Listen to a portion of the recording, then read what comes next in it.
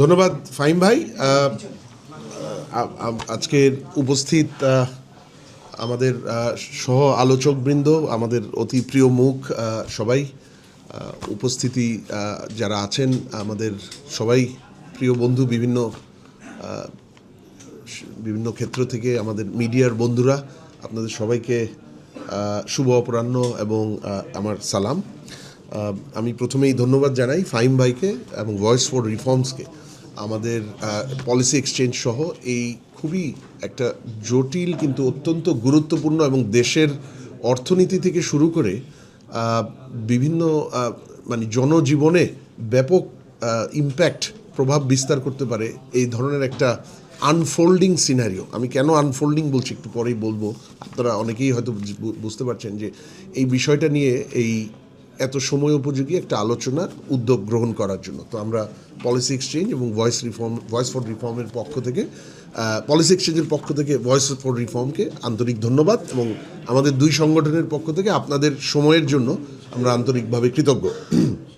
তো ফাহিম ভাই যেটা বলেছে, আমি খুব বেশি সময় নিব না দুটা কারণে। একটা হলো যে আমাদের এখানে আজকে যেটা ফাহিম ভাই বললেন, বিভিন্ন ক্ষেত্রে এই পুরো বিষয়টা মিডল ইস্ট ওয়ার এবং সেটার যে বাংলাদেশের অর্থনীতি, রাজনীতি, সমাজ, জনজীবন, সেখানে যে এটার ইম্প্যাক্ট, সেটার সম্বন্ধে বলার জন্য আমাদের সাথে এক্সপার্টসরা আছেন। এই আমাদের টেবিলেও আছেন, অনলাইনেও যুক্ত হচ্ছেন দুইজন, আপনারা শুনেছেন। আমরা মূলত তাদের থেকে শুনতে চাই। আর দ্বিতীয়ত, আমি জাস্ট খুব একটা বাজে কাশি থেকে এখন রিকাভার করছি, খুব বেশি এনার্জি নাই, কিন্তু তারপরেও I will try my best. Energy আমারও নাই, দেশেরও নাই, আমারও নাই, কিন্তু আমারটা হচ্ছে কাশির থেকে। তো সেই জন্য আমাকে একটু ক্ষমা করবেন, আমার হয়তো ইন্টারমিটেন্ট কফ হবে সেটার জন্য, বাট থ্যাংক ইউ। তো এই যে মিডল ইস্ট, আজকে বোধহয় কতদিন, 12 বা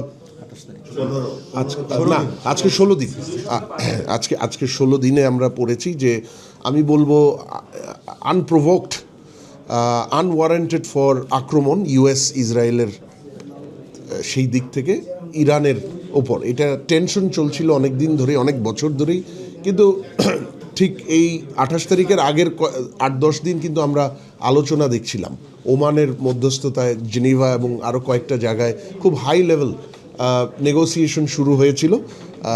স্টিভ উইটকফ আমেরিকান সাইড থেকে, জ্যারেড কুশনার, যাকে ডোনাল্ড ট্রাম্পের সবচেয়ে বড় অ্যাডভাইজার ধরা হয়, আর ইরানের সাইড থেকে তাদের ফরেন মিনিস্টার। তো আমরা আশা করছিলাম যে টেনশন সত্ত্বেও হয়তো এটা কোনো কনফ্লিক্টে যাবে না এবং কোনো প্রাণহানি হবে না, কিন্তু আনফর্চুনেটলি 28 তারিখ সেই জায়গাটায় আমরা ঢুকে গেলাম।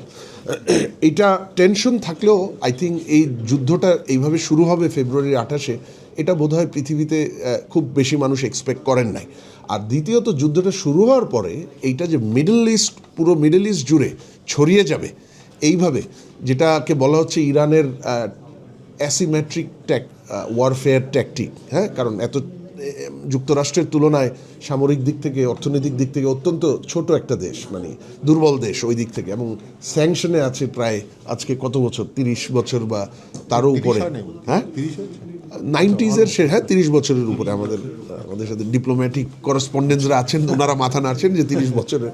তো আসলে তাদের জন্য ওই অ্যাসিমেট্রিক ওয়ারফেয়ার ছাড়া তাদের তো টিকা সম্ভব না। এবং এই অ্যাসিমেট্রিক ওয়ারফেয়ারটাই কিন্তু এই যে সৌদি আরব, কুয়েত, ইউএই, ওমান, বিভিন্ন যে বাহরাইন, কুয়েত, সেই জায়গায় যে যুদ্ধটা ছড়িয়ে দিয়েছে বা আক্রমণগুলা, এবং সেখান থেকে মূলত, এবং হরমুজ প্রণালী, হরমুজ স্ট্রেইট, এবং সেখান থেকেই কিন্তু মূলত আমাদের মতো দেশের রিস্কগুলা উঠে আসছে। তো আমি এই রিস্কের 3টা চ্যানেল, বাংলাদেশের ট্রান্সমিশন চ্যানেল, যে পুরো যুদ্ধটা, এটা বাংলাদেশের অর্থনীতির জন্য এবং তার সাথে সাথে ওতপ্রোতভাবে জড়িত বাংলাদেশের জনগণ বা জনজীবনের জন্য 3টা ট্রান্সমিশন চ্যানেল দেখি।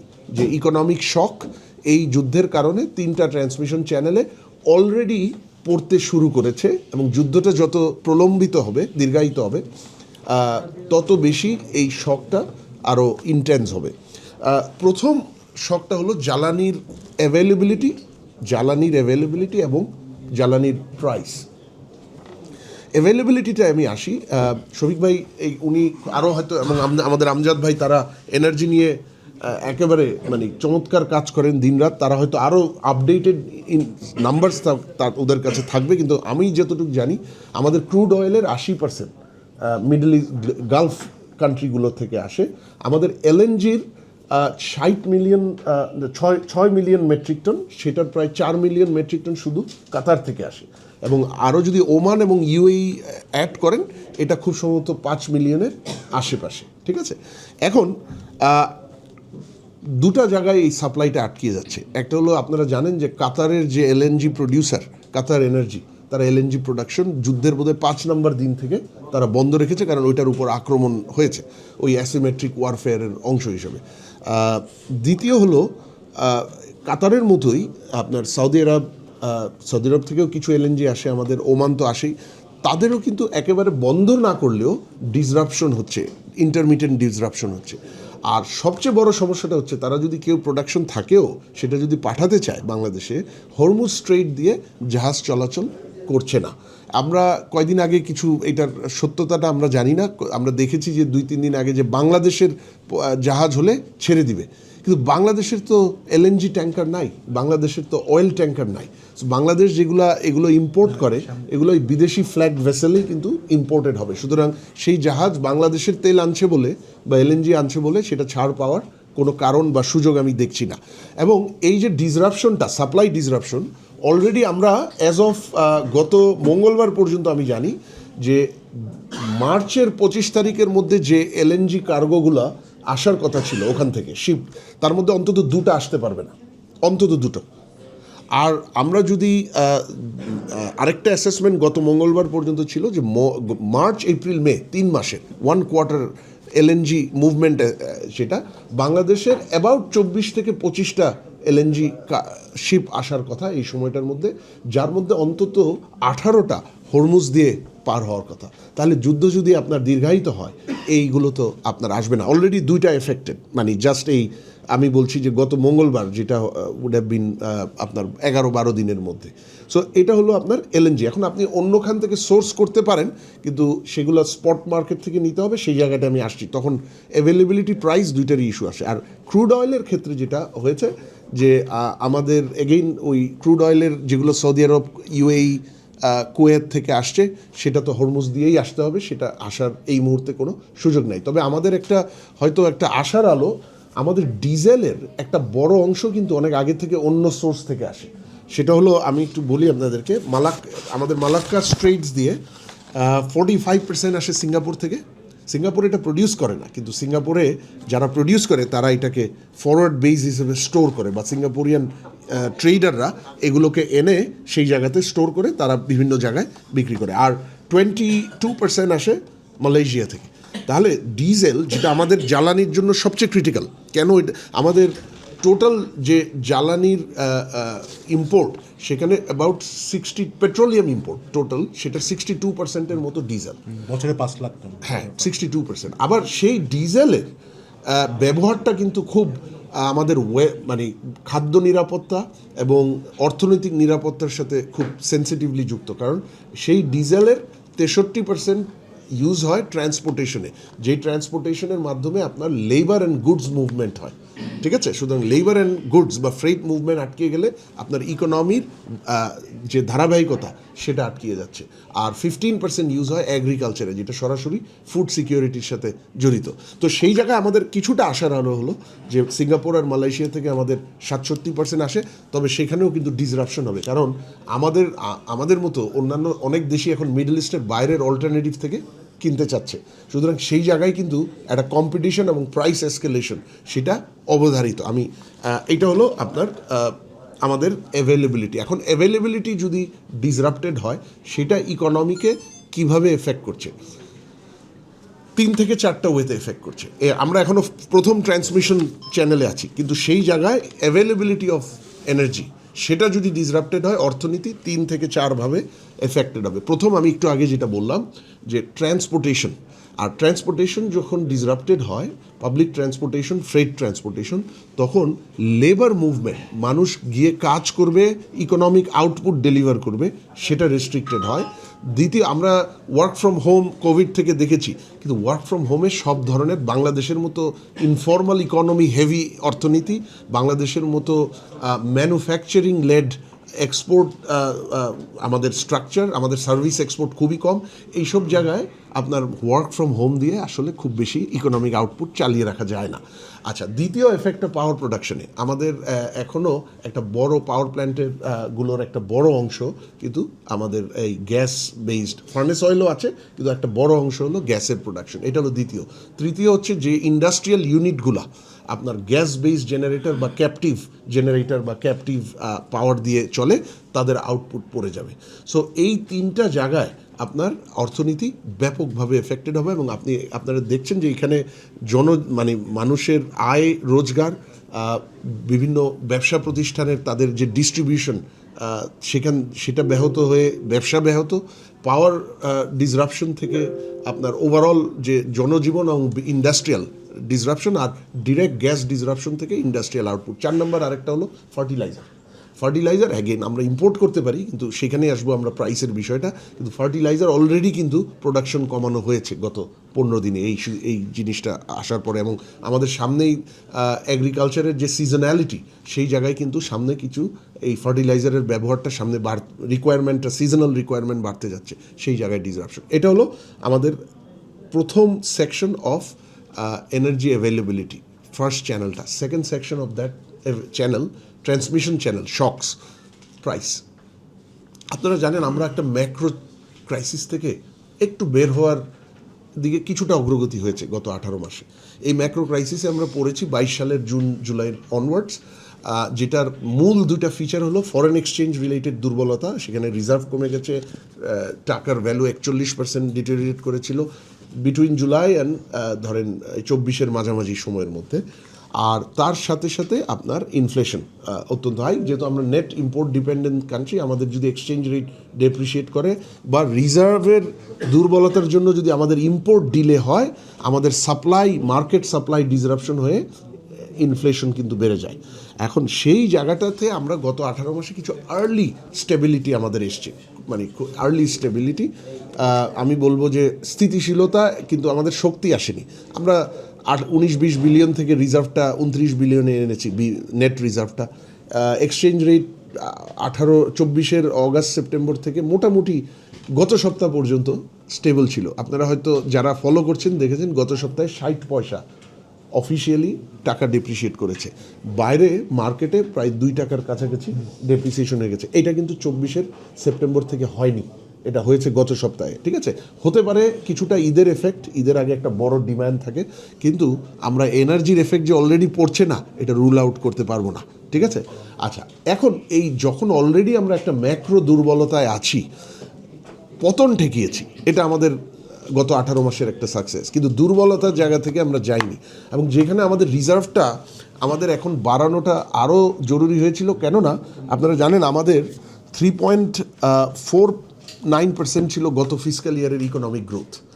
এটা কোভিড গ্রোথের চেয়েও কম, কোভিড টাইম গ্রোথের চেয়েও কম, কারণ বিভিন্ন বিষয় মিলে ম্যাক্রো চ্যালেঞ্জ, রাজনৈতিক পট পরিবর্তনের পরে বিভিন্ন ধরনের সিদ্ধান্ত ব্যাপারে অস্থিরতা, ইনভেস্টর কনফিডেন্স, এটা 3.49%-এ চলে আসছে, রাইট? এখন এটাকে তো আমাদের 5%-এ নিতে হবে, 6%-এ নিতে হবে। এই $29 billion is not sufficient even to take it to 5% growth rate, কারণ 5% গ্রোথে গেলে ইকোনমির যে ইম্পোর্ট ডিমান্ড হবে সেটা $29 বিলিয়ন দিয়ে আমরা করতে পারবো না। এখন তার উপর চলে আসছে এই যে এনার্জি ক্রাইসিস মিডল ইস্টের কারণে, তার জন্য আমাদের অতিরিক্ত দাম দিয়ে এনার্জি কিনে ইকোনমি ধরে রাখা, এবং সেই অতিরিক্ত দাম দিতে গিয়ে আমাদের ম্যাক্রো যে রিকাভারি করার চেষ্টা করছি, বিশেষ করে foreign exchange and balance of পেমেন্টে, সেটা কিন্তু আবার আমরা গর্তে, মানে দুর্বলতায় পড়ে যেতে পারি। আর তার সাথে সাথে টাকার ডেপ্রিসিয়েশন হয়ে টাকার উপর প্রেশার, ইনফ্লেশন ফাইটটাও কিন্তু আমাদের শেষ হয় নাই। উল্টা গত 4 মাস আপনারা জানেন ইনফ্লেশন ঊর্ধ্বমুখী, 9% পার হয়ে গেছে ফেব্রুয়ারি মাসে। সেই ইনফ্লেশন ফাইটটা কিন্তু আবার কঠিন হয়ে যেতে পারে। আমরা 13-14%, আমি ব্যক্তিগতভাবে মনে করি ইনফ্লেশন 13-14%ই আছে। বিবিএস যে বেসড ইয়ারটা ইউজ করে 2016, এটা রং। 2022 ইউজ করলেই এক্ষুনি ইনফ্লেশন আপনাকে 13-14% দেখাবে। ঠিক আছে, সুতরাং এইটা কিন্তু আরও বেড়ে যাওয়ার একটা বড় ঝুঁকি সৃষ্টি হয়েছে এর মধ্যে। এটা কেন? কারণ আপনি তেলের দাম যেটা $83-84 ডিজেলের সিঙ্গাপুর মার্কেট ছিল, সিঙ্গাপুর বেঞ্চমার্ক 89 থেকে $90 এই 28 ফেব্রুয়ারির দিকেও এটা 143 থেকে 150-এ চলে গেছে। আর ব্রেন্ট যেটা ক্রুড অয়েল সেটা $100 ছুঁয়েছিল 90-এ, যেদিন ট্রাম্প বললেন 4-5 দিন আগে যে যুদ্ধ হয়তো তাড়াতাড়ি শেষ হবে, 90-এ নেমে গেল। পরের দিন আবার বললো যে না আমরা কন্টিনিউ করবো, আবার এটা 100-র আশেপাশে চলে গেছে। আর হ্যাঁ 103, হ্যাঁ আজকে 103। আচ্ছা, এই পুরো বছরটা কিন্তু ক্রুড অয়েল প্রাইস $60 থাকবে বলে সবার প্রজেকশন ছিল, মানে ওয়ার্ল্ড ওয়াইড। সেখান থেকে আমরা অলরেডি 103-এ আছি। আর ডিজেলে সিঙ্গাপুর বেঞ্চমার্ক 100 পার হয়েছে, 100-তে পৌঁছেছে। এলএনজিতে আমরা একটা গত 1-2 বছর খুব স্টেবল প্রাইস পেয়েছিলাম। সেখান থেকে অলরেডি যেটা এশিয়ার একটা প্রাইস রেফারেন্স আছে বেঞ্চমার্ক, জেকেএম বলে, জাপান কোরিয়া মার্কেট, সেটা বোধহয় 6-7 তারিখেই এটা চলে গেছে। এটা 63% ইনক্রিজ হয়েছিল ওই যুদ্ধ শুরুর পর থেকে। নর্থ ওয়েস্টার্ন ইউরোপ, যেখান থেকে এলএনজি আনা সম্ভব, সেই জায়গায় 57% ইনক্রিজ ছিল মার্চের 6-7 তারিখের মধ্যে। এবং বাংলাদেশ যে স্পট প্রাইস বুক করছে সেখানে কিন্তু আমরা $21 থেকে $28 মধ্যে পার MMBTU ইউনিট আমরা করছি। শহীদ ভাই, এই যুদ্ধের আগে কত ছিল? 10-12-র আশেপাশে বোধ হয় আমরা এভারেজ। হ্যাঁ, লং টার্ম হচ্ছে বিলো 11। মানে আমরা এ পর্যন্ত যত এলএনজি আমদানি করেছি তার এভারেজ 11। সেখান থেকে অলরেডি 21 থেকে 28-এর মধ্যে আমাদের বুক করতে হয়েছে এই গত 12-13 দিনে। এবং যুদ্ধটা যদি এগেইন প্রলং করে, ইউক্রেনের সময় এটা খুব সম্ভবত $38 হাইয়েস্ট গেছিল একটা পর্যায়ে MMBTU, হ্যাঁ 52 গেছিল। আচ্ছা, এইবার কিনেছিলাম $38। আমরা হাইয়েস্ট, ওইটাই বাংলাদেশের হাইয়েস্ট প্রাইস ছিল ওই সময় $38 ইউক্রেন সময়। এইবার যদি যুদ্ধটা 6-7 সপ্তাহের বেশি এক্সিড করে, তাহলে আমাদের 38-এর বেশি দিয়েই কিনতে হবে। সুতরাং জাস্ট ইম্যাজিন যে আপনারা চিন্তা করে দেখেন, আমাদের যে ডলারের উপর যে ডিমান্ড প্রেশার পড়বে, আর সরকারের যে ফিসকাল আর্থিক যে সাপোর্টটা দিতে হবে এই অ্যাডিশনাল, সেটার যে প্রেশারটা পড়বে। আমরা গত বছর খুব সম্ভবত এলএনজি ইম্পোর্ট করেছি 55,000 কোটি টাকার গত ফিসকালে, আর ক্রুড অয়েল ইম্পোর্ট করেছি 65 বা 66,000 কোটি টাকার। তাহলে আমার যদি প্রাইস এখন ডাবল ট্রিপল হয়ে যায়, তখন আমার এই ফিসকাল প্রেশারটা সরকারের উপর, আর পুরোটাই কিন্তু ইম্পোর্ট করে আনতে হবে। সেই যে এডিশনাল ডলার লাগছে, সেইটা হলো গিয়ে আমার ম্যাক্রোকে একেবারে আবার দুর্বল জায়গায় নিয়ে যাবে। যে গত 18 মাসে আমরা মোটামুটি একটা জায়গায় এসেছি, তার চেয়ে আমরা একটা বড় বিপদে আবার পড়ে যেতে পারি। দ্বিতীয় ট্রান্সমিশন চ্যানেলটা হলো এক্সপোর্টস, যেটা শামস মাহমুদ আছে, আমরা তার থেকে আরও ডিটেইলে শুনবো। আমাদের এক্সপোর্টের প্রায় 52-53% ইউরোপিয়ান ইউনিয়নে যায়। নর্থ আমেরিকা, বিশেষ করে ইউনাইটেড স্টেটস আর কানাডায় যে পার্টটা যায় তার একটা বড় অংশ, আর ইউরোপের পুরোটাই আমাদের কিন্তু এই গালফ অফ এডেন আর সুয়েজ ক্যানেল দিয়ে যায়। এখন সেটা হরমুজ না, কিন্তু হরমুজের একদম পাশে দিয়ে, যার ফলে যখন থেকে যুদ্ধ শুরু হলো, ইন্টারন্যাশনাল শিপিং কোম্পানিগুলো, গ্লোবাল শিপিং কোম্পানিগুলো রিরাউট করছে তাদের অনেক জায়গায়। প্রথমত তারা রিরাউট করছে কেপ অফ গুড হোপ দিয়ে, আফ্রিকার নিচে দিয়ে। অ্যাভারেজে 30% ফ্রেট কস্ট বেশি, minimum 10 days up to 16 days freight time বেশি। এখন আমাদের এক্সপোর্টে, আমাদের মুহিব ভাই সমকালে প্রায় এক্সপোর্টের উপর খুব ভালো রিপোর্ট করেন। আমাদের এক্সপোর্টে, আমার এখানে জসিম ভাইও আছে, আমি ফাইন্যান্সিয়াল এক্সপ্রেসে কোই জানি দেখছিলাম, এখন আবার দেখছি না, উনিও এক্সপোর্ট কাভার করেন সবসময়। আমাদের এক্সপোর্টের যে যত দুর্বলতা আছে, সবচেয়ে বড় দুর্বলতা দুইটা। একটা হলো উৎপাদনশীলতা, প্রোডাক্টিভিটি, আমাদের অন্যান্য কম্পিটিটরের তুলনায় অনেক পিছনে আমরা। আর আমাদের দ্বিতীয় বলবো না, দুইটা অলমোস্ট ইকুয়ালি ব্যাড। আরেকটা বড় দুর্বলতা আমাদের এক্সপোর্টের হচ্ছে আমাদের স্পিড টু মার্কেট, মানে আমাদের লিড টাইম অনেক বেশি, বোথ ইম্পোর্ট অ্যান্ড মানে এক্সপোর্ট দুটাকে করে। আর হচ্ছে আমার logistics cost very high. So এই দুইটা জায়গায় কিন্তু আমার এই যে কেপ অফ গুড হোপ দিয়ে জাহাজ ঘুরিয়ে গেলে আমি আবার ফার্দার ডিটেরিওরেশনে পড়ছি। আর তার সাথে সাথে আপনার মিডল ইস্টে আমাদের গত ফিসকালে $900 মিলিয়ন আমরা এক্সপোর্ট করেছিলাম। এখন আপনারা বলতেই পারেন অনেকে যে 55 বিলিয়নের এক্সপোর্টে তো 1 বিলিয়ন তেমন বেশি না, কিন্তু আমার তো মার্কেট ডাইভার্সিফিকেশন অত্যন্ত আর্জেন্ট। আমি তো সেই ইউরোপ আর নর্থ আমেরিকা নিয়ে পড়ে আছি, যেখান থেকে আমার এই middle east, Japan, Australia, Canada, Africa এগুলো আমাকে ডাইভার্সিফাই করতে হবে। অলমোস্ট $1 বিলিয়ন আমি পৌঁছে গেছিলাম গালফ কান্ট্রিগুলো, তো সেটা এখন কমপ্লিটলি বন্ধ। সেইটা একটা বড় জিনিস। আরেকটা হলো যে আপনার এই এক্সপোর্টের ক্ষেত্রে অলরেডি পেট্রোলিয়াম প্রোডাক্ট বেস কিছু র মেটেরিয়াল আছে। এখন এই পেট্রোলিয়াম প্রোডাক্ট বেস যে র মেটেরিয়ালগুলো, যেমন পলিস্টার বা এই যে ম্যানমেড ফাইবারে যেগুলো বিক্রি হয়, বাংলাদেশের কিন্তু অ্যাবাউট 30% হচ্ছে আপনার ম্যানমেড ফাইবারের, ঠিক আছে? আচ্ছা, তো ফ্যাব্রিক কস্ট এই ওভারঅল এইটার জন্য 32% বেড়ে গেছে অলরেডি ফর পলিস্টার পিএসএফ, যেটা ম্যানমেড ফাইবারের একটা বড় মেটেরিয়াল, হ্যাঁ? আর 90 সেন্টস পার কিলো, এইটা মানে অলরেডি 32% বেড়ে 90 সেন্টস কিলো থেকে এটা $1.22 পার কিলোতে চলে গেছে। তো ওভারঅল আমাদের যে অ্যাপারেল সোর্সিং হয় সেখানে 10% কস্ট বাড়ার ঝুঁকি সৃষ্টি হয়েছে, এবং 10 থেকে 15 সেন্টস আমাদের এক্সপোর্ট কস্ট বা প্রোডাক্ট কস্ট, বাংলাদেশ থেকে কেউ ইম্পোর্ট করতে গেলে তার 10 থেকে 15 সেন্টস কস্ট বেড়ে যাবে। এক্সপোর্ট মার্কেটটা হাইলি কম্পিটিটিভ, একেবারে ডেডলি কম্পিটিটিভ। 2-3 সেন্টস এদিক ওদিক হলে অর্ডার চলে যায়, নিতে চায় না। Excuse me. সেই জায়গায় 10 থেকে 15 সেন্টস যদি একটা পার ইউনিট আপনার কস্ট বেড়ে যায়, আমার বাংলাদেশ থেকে ইম্পোর্টারের, আমরা কিন্তু ইম্পোর্ট হারিয়ে ফেলবো। আমরা শামসের থেকে হয়তো আর একটু শুনবো সেই জায়গাটা। এবং একইভাবে আমি বলবো, আগে যেটা বলেছি, আমরা যেভাবে একটা ম্যাক্রো চ্যালেঞ্জ থেকে বের হওয়ার চেষ্টা করছি, এক্সপোর্টটা সেই ম্যাক্রো চ্যালেঞ্জ থেকে বের হওয়ার জন্য অত্যন্ত গুরুত্বপূর্ণ। কারণ দিন শেষে ডলার রিজার্ভ আর টাকার প্রাইস, মানে টাকার ভ্যালিউ আপনার সাপ্লাই ডিমান্ডের উপর নির্ভর করবে, ফরেন এক্সচেঞ্জ। এবং সেইখানে সাপ্লাইয়ের আমার মূলত 3টাই জায়গা। 3 নম্বর জায়গাটা অত ভালো না, যত অ্যাভয়েড করতে পারি ভালো। মূল জায়গা হলো মার্কেট বেসড ওয়েতে এক্সপোর্ট আর রেমিটেন্স সেখানে। আর থার্ডটা হলো ফরেন ডেটটা আপনি, এটা একটা সহজ ওয়ে, কিন্তু আপনি অবভিয়াসলি এটা যত কম ব্যবহার করতে পারেন। কিন্তু আমি যদি সাপ্লাই আমাকে মেনটেন করতে হয়, এক্সপোর্টে আমি ডিসরাপশনে আমি যেতে পারবো না। কিন্তু সেই এক্সপোর্টে এখন ডিসরাপশনের ঝুঁকি সৃষ্টি হয়েছে, এবং এটার সাথে আমাদের এখন যে ওভারঅল এমপ্লয়মেন্ট সিনারিও, কর্মসংস্থান সৃষ্টি করা, সেই জায়গাটাও কিন্তু সরাসরি link.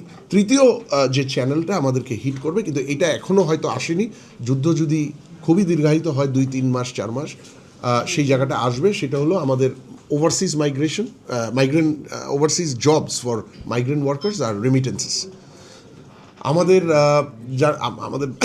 Majority overseas employment Middle East জিসিসিতে হয়, যেখানে সৌদি আরবে সবচেয়ে বেশি। আমাদের অফিসিয়ালি রেমিটেন্সের 45% আসে জিসিসি, অ্যাকচুয়ালি আরও বেশি।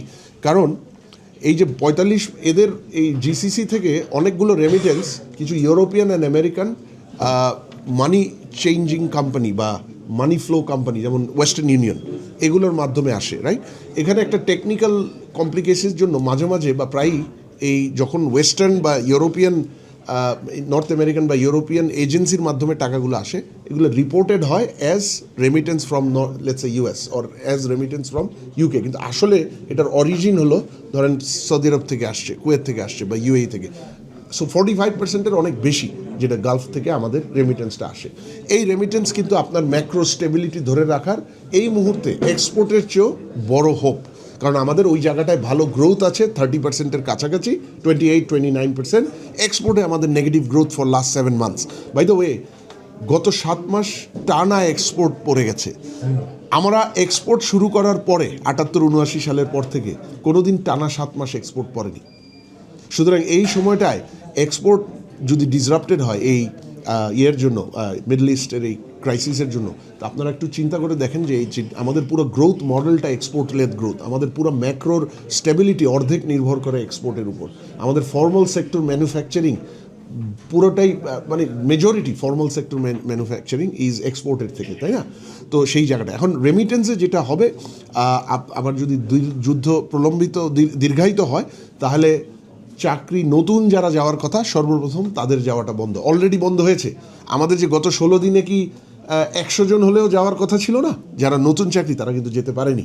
সুতরাং এইটা আটকাচ্ছে। দ্বিতীয় হলো সেই আপনি দেখেছেন যে ইউএই, কুয়েত, বাহরাইন, সৌদি আরব তাদের এয়ারপোর্ট থেকে নিয়ে অনেক ধরনের ইনস্টলেশনস বন্ধ আছে। বন্ধ থাকার কারণে তাদের ডিমান্ড ফর ফিউচার, তাদের ইকোনমিতে একটা এফেক্ট পড়বেই।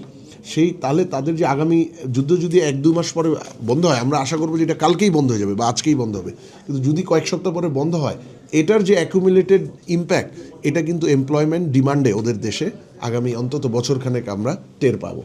আর একটা হলো যে রেমিটেন্স পাঠানোর ক্ষেত্রে অলরেডি আপনার দুবাই, দোহা, বিভিন্ন বড় বড় শহরে, দাম্মাম, সেখানে কিন্তু স্বাভাবিক লাইফ ডিসরাপ্টেড হয়েছে, মানে the continuity of daily life. অনেক দোকানপাট বন্ধ আছে, অনেক অফিস ইনস্টলেশন বন্ধ আছে, যার ফলে তারা অনেকে যারা রেমিটেন্স পাঠাতে চাচ্ছে তারা পাঠাতে পারছে না। সুতরাং আমাদের এই যে বড় 3টা ট্রান্সমিশন চ্যানেল অর্থনীতির ক্ষেত্রে, এনার্জির অ্যাভেলেবিলিটি অ্যান্ড প্রাইস, এবং সেটার ইম্প্যাক্ট অন ম্যাক্রো, এবং সরকারের ফিসকাল এবিলিটি, কারণ সরকারকে সাবসিডি দিয়ে সেই অ্যাডিশনাল যে একটা হলো ডলার দিতে হবে, আর একটা হলো সাবসিডি দিয়ে সেই মানে প্রাইস বাড়া সত্ত্বেও একই লেভেলে জনগণের সুবিধার জন্য প্রাইস রাখতে গিয়ে অ্যাডিশনাল সাবসিডি বাড়িয়ে দিতে হবে। দ্বিতীয় আমার এক্সপোর্ট, তৃতীয় হলো আমার ওভারসিজ মাইগ্রেন্ট ওয়ার্কার্স, তাদের যে মাইগ্রেশনটা, আর রেমিটেন্স। এই 3টা চ্যানেলে বাংলাদেশের উপর অলরেডি প্রভাব পড়তে শুরু করেছে। এনার্জিটা সবচাইতে বড় এবং ইমিডিয়েট, এটা শুরু হয়ে গেছে। এক্সপোর্ট এটাও বড়, কিন্তু এটার প্রাথমিকটা শুরু হয়ে গেছে। রেমিটেন্স এইটা হবে সবচেয়ে দীর্ঘমেয়াদী এবং আমাদের ওভারঅল ম্যাক্রোর জন্য সবচাইতে ক্ষতিকর। না মহিব ভাই, আমাদের এনার্জি ভালনারেবিলিটি ইম্পোর্টেড, যেটা একটু আগে আমাদের আমজাদ ভাইও বললেন, আমার ইম্পোর্ট ভালনারেবিলিটি বেশি এনার্জির।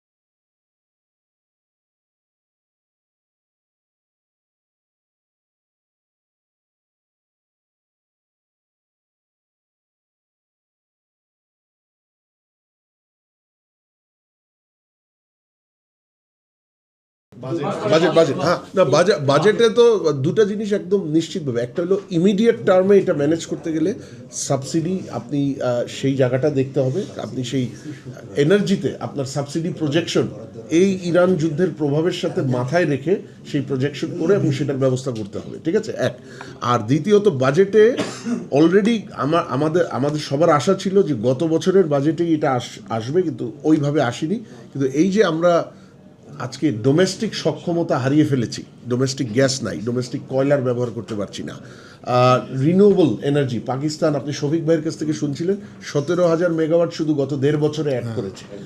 আমরা টোটাল এখনো 3.5% এরকম জায়গায় আছি টোটাল পাওয়ার জেনারেশনের। 1300 মেগাওয়াট। হ্যাঁ 1300 মেগাওয়াটের হিসেবে 1300। সুতরাং বাজেটে ডোমেস্টিক এনার্জি সক্ষমতা বাড়ানোর জন্য যে যতটুকু সম্ভব, পার্টিকুলারলি লোকাল গ্যাস এক্সপ্লোরেশন, কয়লার যথাযথ ব্যবহার, ওই যে উনি যেটা বড়পুকুরিয়ার উদাহরণ দিলেন, এই ধরনের জিনিস যাতে আমরা যাতে সৎ ব্যবহারে নিতে পারি। আর থার্ড হলো রিনিউয়েবল এনার্জি। আমরা এটা 6 মাসে হবে না, 12 মাসে হবে না, শুরু করতে হবে আগামীকাল থেকেই, এবং বাজেটের সেখানে একটা বড় ভূমিকা থাকবে সেই সক্ষমতা বাড়ানোর। আর 1,08,000 কোটি দেওয়ার তো কোনো সুযোগই নাই। এটা কেন ইন্টারিম গভর্নমেন্ট এই সময়টাই বললেন, দিয়ে গেলেন, এবং এটা আপনি সুযোগ হয়তো আমাদের নাই, কিন্তু আমরা তো সুযোগ করে নিবে না, কিন্তু এই মানে এক্সপেকটেশনটা আমরা কেন রেইজ করলাম, আমার মনে হয় গোড়ায় গলত তো ওই জায়গাটাতে। আপনি যখন একবার এইটা ঠিক, বাংলাদেশে পাবলিক এবং প্রাইভেট স্যালারির এটা যদিও সম্পূর্ণ একটা আলাদা ডিবেট, 20 সেকেন্ডে বলি, পাবলিক সেক্টরের পে বাড়তে হবে, এটা নিয়ে কোনো সন্দেহ নেই। কারণ পৃথিবী জুড়ে সিভিল সার্ভিসকে যদি আপনি এফিসিয়েন্ট করতে চান, তাদের কন্ট্রিবিউশন বাড়াতে চান, তাদের প্রপার রেকগনিশন হতে হবে। এই মুহূর্তে আমাদের যদিও গত 8-10 বছরে অনেক বেড়েছে তার আগের তুলনায়, কিন্তু প্রাইভেট সেক্টরের তুলনায় ডিফারেন্সটা অনেক বেশি।